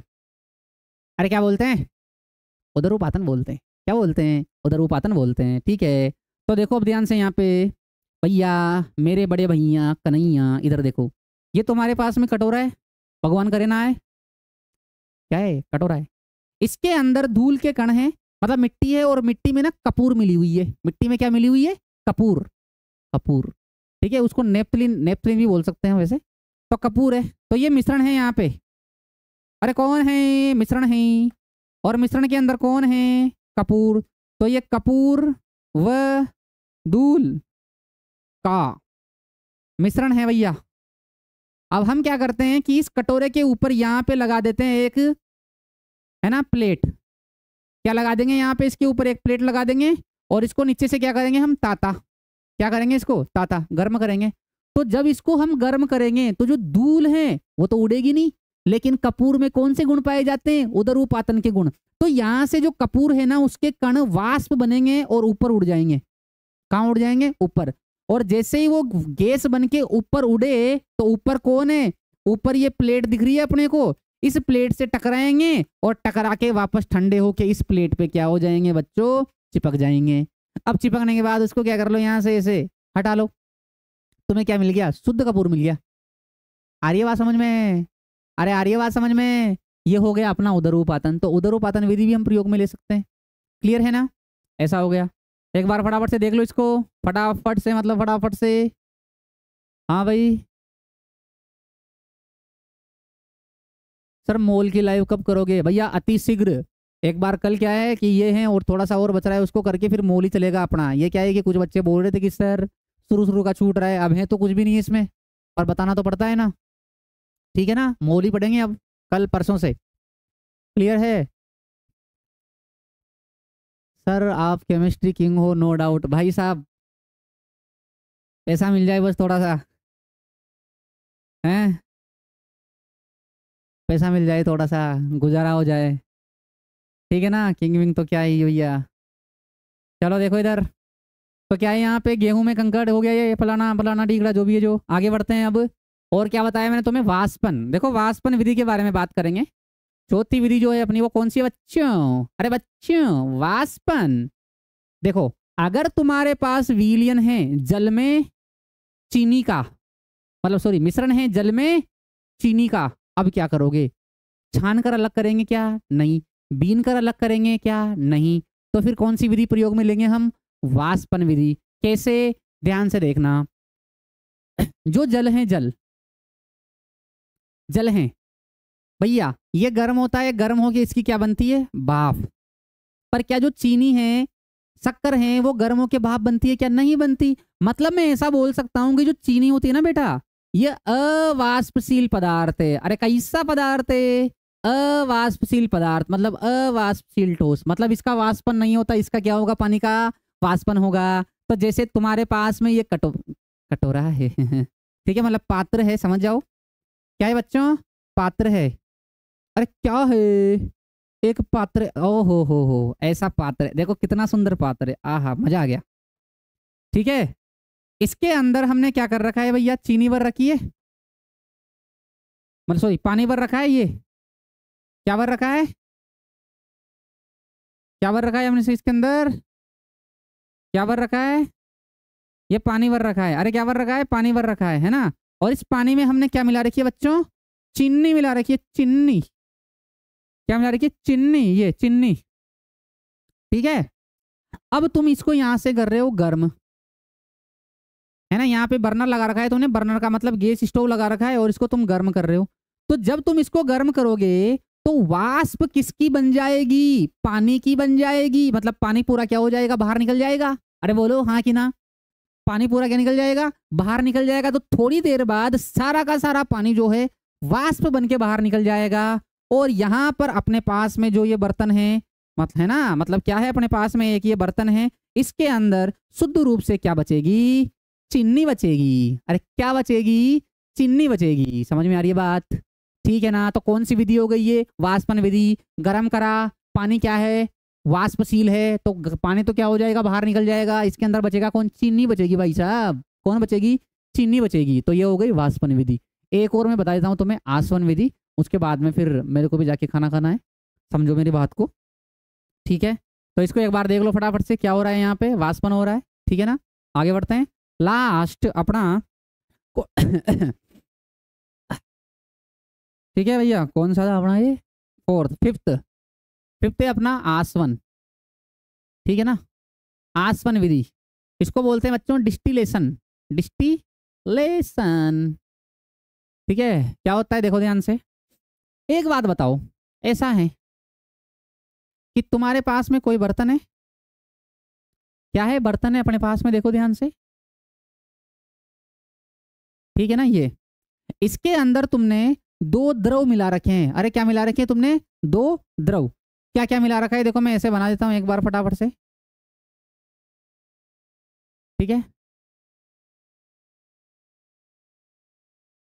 देखो ध्यान से, एक द्रव ये है, ठीक, और दूसरा जो द्रव है अपने पास में वो है भाई साहब ये। ठीक है, क्लियर है? तो अपने पास दो चीजें हो गई, एक तो हो गया द्रव ए और दूसरा क्या हो गया? द्रव बी। अब मैं यूं बोल रहा हूं कि द्रव ए जो है ना वो भी वाष्पशील है और द्रव बी है वो भी कैसा है? वाष्पशील है। मतलब ए जो है उसकी भी वाष्प बनेगी और बी जो है उसकी भी क्या बनेगी? वाष्प बनेगी। अब क्या इसको गर्म करके हम दोनों को अलग अलग कर सकते हैं क्या? नहीं कर सकते ऐसे। तो क्यों? क्योंकि जब गर्म करेंगे तो ए की भी वाष्प बनेगी, बी की भी बनेगी, दोनों भाग जाएंगे निकल के। इसका मतलब भाई साहब कुछ तो लफड़ा है। तो कुछ लफड़ा ऐसे हैं, थोड़ा ध्यान से देखना, कि मान लो मैं ऐसे बोल रहा हूँ कि जो क्वथनांक है ना इनका, क्वथनांक तो तुमने सुना ही होगा ना। क्वथनांक का मतलब होता है वह तापमान जिस पर कोई द्रव जो है वाष्प अवस्था में बदलने लगता है ना। वैसे तो ये जो डेफिनेशन मैंने बोली है वो सही नहीं है, पर अभी समझने के लिए देख लो। तो जैसे द्रव ए का क्वथनांक है बच्चों 40 डिग्री सेल्सियस और द्रव बी का क्वथनांक है 80 डिग्री सेल्सियस। ठीक है, आसवन विधि लगाने के लिए जो द्रव होते हैं उनके क्वथनांक में 20 से 25 डिग्री सेल्सियस या 20-30 डिग्री सेल्सियस का कम से भी कम अंतर होना ही चाहिए। अरे कितना अंतर होना चाहिए? 20 से 25 डिग्री सेल्सियस का। क्लियर है? तो ये द्रव ए है और ये कौन है बच्चों? द्रव बी है। क्वथनांक का मतलब द्रव ए कितने डिग्री सेल्सियस पर भाप बनेगा? 40 पर। द्रव बी कितने पे बनेगा? 80 पर। क्लियर है? तो क्या करते हैं यहाँ पे, ध्यान से समझने की कोशिश करना। अब बहुत ही ध्यान से समझने की कोशिश करेंगे सभी बच्चे। अरे क्लियर है ना? चलो देखो इधर अपने पास में, देखो ऐसा कुछ है यहाँ पे। क्या हो रहा है? क्या हो रहा है? इधर देखो। ठीक है, इसमें कौन कौन है? ए बी है और कौन है बच्चों? बी बी है।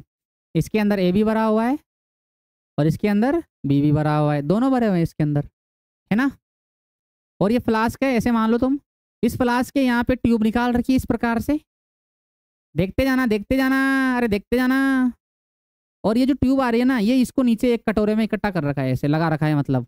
और इस ट्यूब के चारों ओर यहाँ पे क्या भर रखी है हमने? बर्फ भर रखी है। क्या भर रखी है? बर्फ। अब हम जब इसको गर्म करते हैं तो हम यहाँ पे तापमान रखेंगे 40 से 50 डिग्री सेल्सियस का। इस ये जो हमने यहाँ पे लिया है, मतलब अपना मिश्रण, इसका तापमान कितना कर देंगे हम? 40 से 50 डिग्री सेल्सियस। तो 40 से 50 डिग्री सेल्सियस के तापमान पर केवल किसकी वाष्प बनेगी? एक ही बनेगी ना, बी की तो बनेगी नहीं, क्योंकि बी की वाष्प बनने के लिए कम से भी कम तापमान कितना चाहिए? 80 चाहिए। तो एक ही वाष्प बनेगी। तो ए ये जा रहा, ए कौन जा रहा है? ए जाएगा, ए जाएगा। अब ए की जैसे ही वाष्प इस जगह पे आएगी तो यहाँ पे बाहर कौन लग रहा है?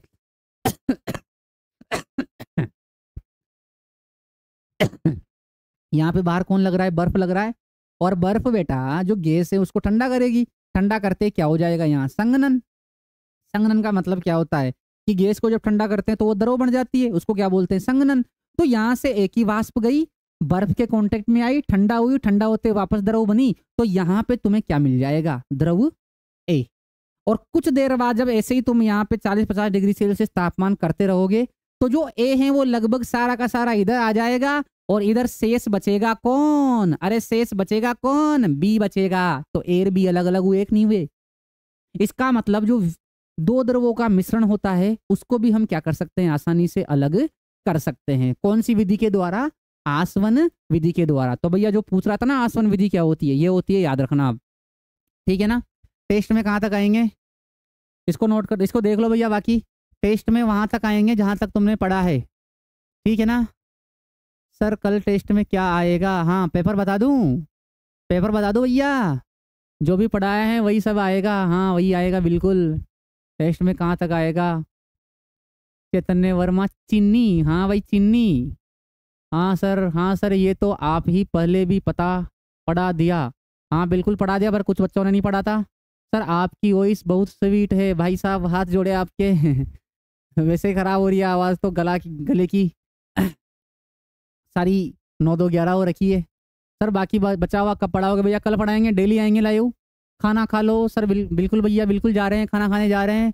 हाँ सर बता दो, ठीक है ना भैया, हाँ पेपर बता दे तुम्हें, बहुत तेज हो रहे हो, बहुत तेज हो रहे हो, ठीक है। तो मिलते हैं अब कल, आज के लिए इतना ही है।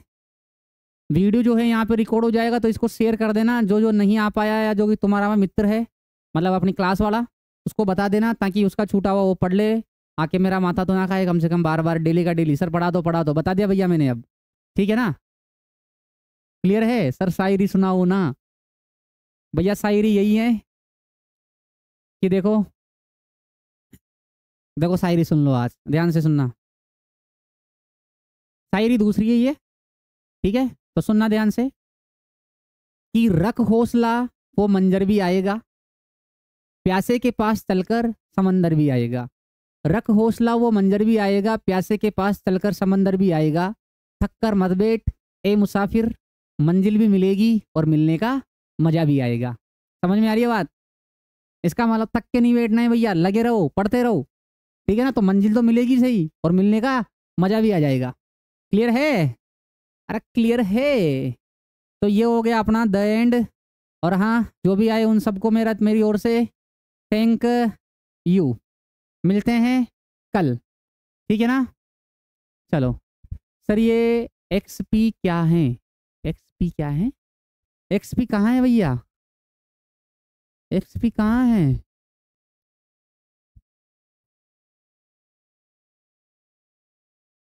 XP नहीं है ना, XP नहीं है, ठीक है। अरे ये ए ही है, ए है, एक ही भाप बन के ऊपर जा रही है ऐसे, ठीक है। चलो चलो ठीक है भाई, मिलते हैं कल। तो लाइक कर देना सब, चैनल मतलब चैनल को सब्सक्राइब तो कर ही लेना और लाइक भी कर लेना, ठीक है ना। चलो कमेंट में ऊपर देखता हूँ मैं, अभी देख लूँगा, कोई दिक्कत नहीं, XP क्या है, ठीक है। चलो जाओ अब और पढ़ लो भैया कल का। Good night.